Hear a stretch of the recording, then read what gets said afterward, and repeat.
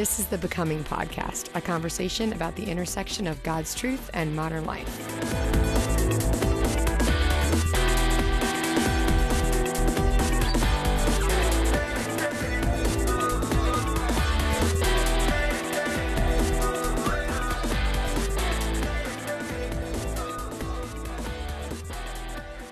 Welcome to our very first Becoming Podcast. We're reporting live. Reporting or recording? We're recording. I mean, I feel like I'm reporting, but recording live from Hope Church. And we are here today to talk a little... Studios of Hope Church. Is this how it's going to be? Because you just interrupted me two times already. I have a mic too. Can I say my name and then you say yours? Mm-hmm. Okay. I'm Nicole Eunice. I'm part of the staff here at Hope. And I am joined by that other voice that you've already heard 3 times. Feel free to speak now.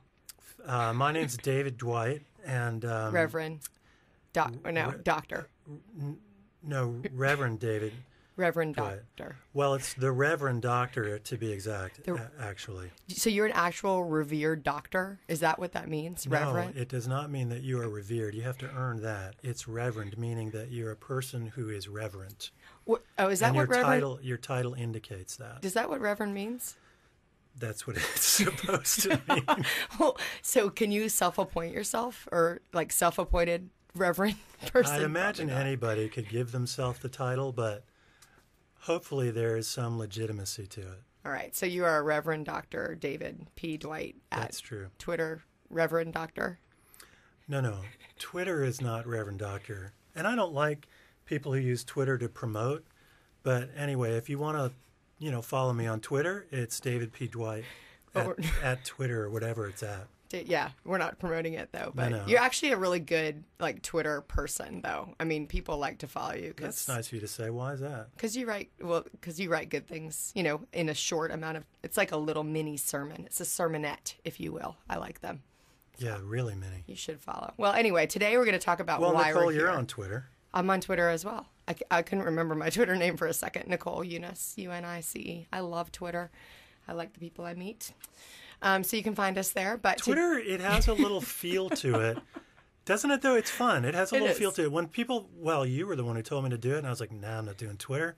That's amateur stuff. And then you kind of convinced me, and then I'm like, I really like this. So I just got back from the Passion Conference, and Louis Giglio actually took time out of his teaching to tell all the college students they needed to get on Twitter. It was very strange. He said that Facebook was like the enemy, and they needed to move on to Twitter. So he apparently feels very passionate about it too. Louis probably on the Twitter payroll. That's why he said that. He might be.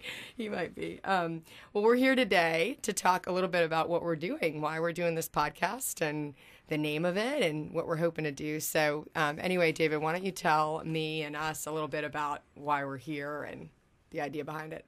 You mean behind the name? Why are we doing this even at all? We get to hear from you every Sunday if you're here in Richmond, but this is something different that we wanted to try. Well, I'm going to defer that question back to you. I think the question that's got me here, why did we call it Becoming? So to me, it's about growth, and it's about perspectives on life where we're trying to say, how do we grow? How do we learn? How do we become better, deeper, etc. kind of people? Mm-hmm. And we felt like maybe this would be a better chance to have some more specific conversations. Maybe that wouldn't be best from the front on Sunday morning, and maybe it's just some questions that I hear in ministry, that you hear in ministry, conversations you and I have had over our years of working together, and the hopes that we might create just an easy place to tune in and think about how your life is affected by following God. Would you say that's pretty accurate? Yeah, I think it's kind of a discussion, and it's life lessons and learning. It's got a little leadership. It's got a little bit of sort of family life stuff, all of that kind of thing. So I'm wondering if you can quote that this podcast name came from without any notes, because I see that you don't have any. Yeah, well, the whole quote, I don't think I'll get the whole quote, but the snippet that I really love comes from a quote from Martin Luther. And I guess actually if Martin Luther said it, it's not a quote Martin from Luther Martin King Luther, Jr.? because it's him originally. No, there's a guy named Martin Luther who lived a long, long time ago. That sounded like the beginning of a children's book. Thank you. He was a Christian reformer, and Luther said this snippet that captures my attention. This life, therefore, is not health, but healing, not being, but becoming. For we are not yet what we shall one day be. I love the progressional sense of that, the whole sense of growth, the sense of hopefulness, the sense of, hey, don't give up and be graceful with yourself and also with other people. We're all sort of on the way, but our hearts are set on growth and on hopefulness about the future of who we can be.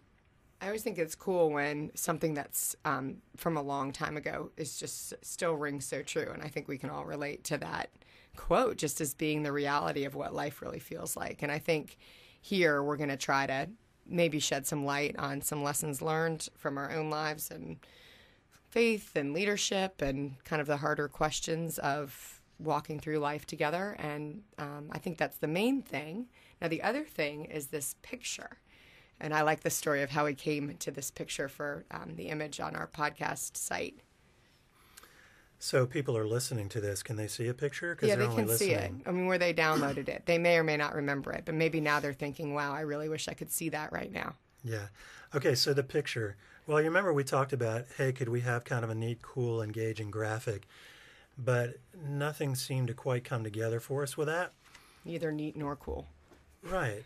Neither neat nor cool. Then I was sitting, then I was at home at the kitchen table and I was thinking about how neither neat nor cool had prevailed or presented itself. And then I thought, I was looking at this little painting that our daughter Laura had done, and I really, really like it.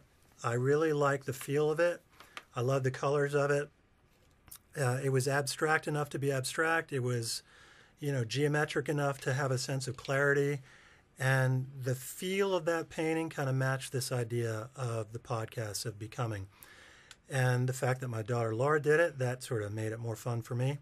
So then, I realized I needed to get in touch with her to ask her for user rights, know. Right. What her cost was going to be on that. Yeah. So I texted her and I said, hey, sweetheart, we're thinking about a new podcast. Can we use that painting you did as a graphic for the podcast? And she said, let me talk to my agent and I'll get back to you. She said, sure, Dad. Hope it goes well. So there you go. I love it. I love how it's separate pieces, but it's cohesive together. And sometimes I think life feels that way, little pieces. And when you step back and look at it, you can see maybe what's coming together. So, well, that's what I was trying to say when I said it's kind of abstract, but it's kind of geometric. It's kind of my job to reword what you say, so that other people might understand it. I wonder who understood you right then, and then who understood me. We could take a poll or something on Twitter. They could tweet us all now. All right, ready? Hold on. Raise your hand now if you understood Nicole, and raise your hand now if you understood me. Hey, you know what? I'm supposed to say that there's someone else in here. There's another presence in our room right now. It's our sound. I was feeling a presence in the room. It's our sound engineer. That person may or may not make an appearance sometime in the future, but until then, I think this person might, maybe would, probably should make. Well, it's not an appearance if it's audio. What is it? It's a hearance. I think he'll make a hearance sometime later on. A hearance may be coming. That person till then will be our silent sentry. That's how I like to think about this person. Silent sentry. Well, yes, I like how we managed to say this person. Maybe I need to reword that so people understand what you mean by that. Go ahead. Then we can take it. It was probably hard. What Nicole meant by silent sentry was a person who's present, who we like, whose presence we appreciate, but he's not saying anything. How do you feel about hashtags? I don't think I've seen you use a hashtag I've used a hashtag once or twice. Here's my confusion. Do you make up a hashtag? Do you try to grab one that's already in use? And sometimes you get people who want to kind of talk about something meaningful. They create a hashtag, then you open the hashtag, and there's a bunch of smutty stuff connected to it. Then I'm like, yeah, I don't want to go there. I am not a Twitter expert, but I believe there are two streams of hashtag thought. The first is you actually hashtag because you're going to read, you're at a conference, and so then you can see everybody who's at that conference talking about things from that conference. Or I can't remember, I think it was the Oscars or the Emmys. They had one of the most tweeted at once. And there are some people say some funny stuff about the Emmys. They were hashtagging Emmys. The other stream of thought is, let me say something funny that makes the end of my tweet like a joke by making a hashtag that goes with it. So it'll be one of the ones that is out there right now is first world problems. when you complain like, I lost my debit card and I can't buy my $5 Starbucks, hashtag first world problems. Yeah. So I think that's the two streams of Twitter hashtag usage. So what we're talking about is various theories of hashtaggery. Right. Hashtaggery and also, what's funny, probably. Yeah. I gotta grow on my hashtaggeristic ability. People feel differently about it, though, because if we were going to do another poll Yeah. at hashtag becoming, they don't. Some people hate them. So you can just stay in that camp if you want. Just pretend like that's how you feel. Admittedly, to really be active on Twitter, you have to either make time for it or have a little extra time for it.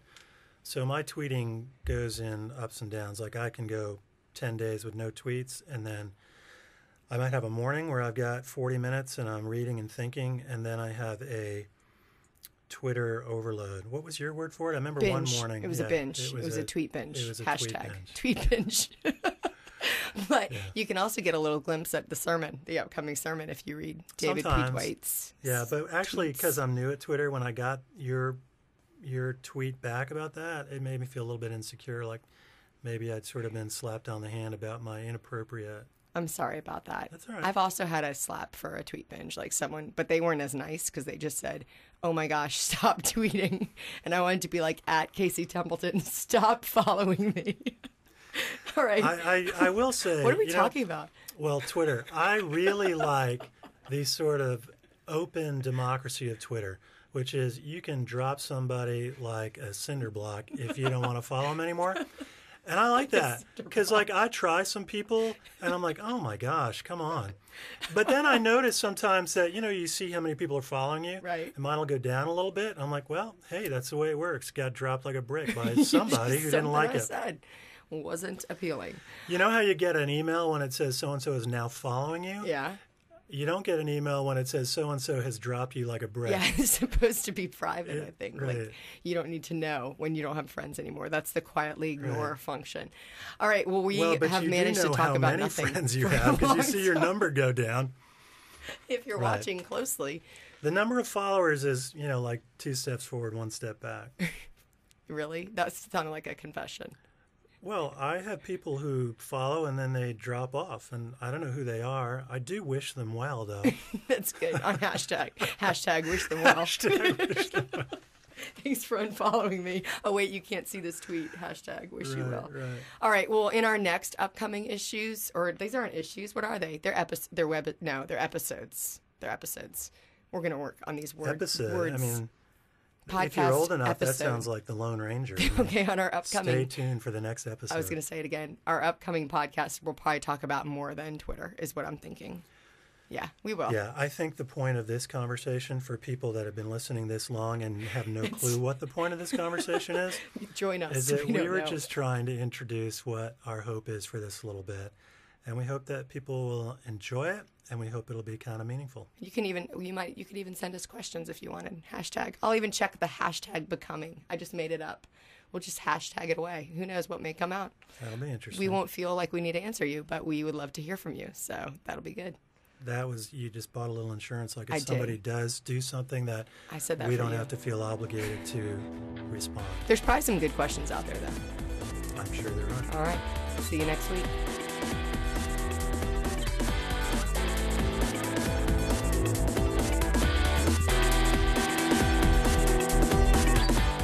Becoming is a ministry of Hope Church in Richmond, Virginia. You can find us online at www.hopecentral.com.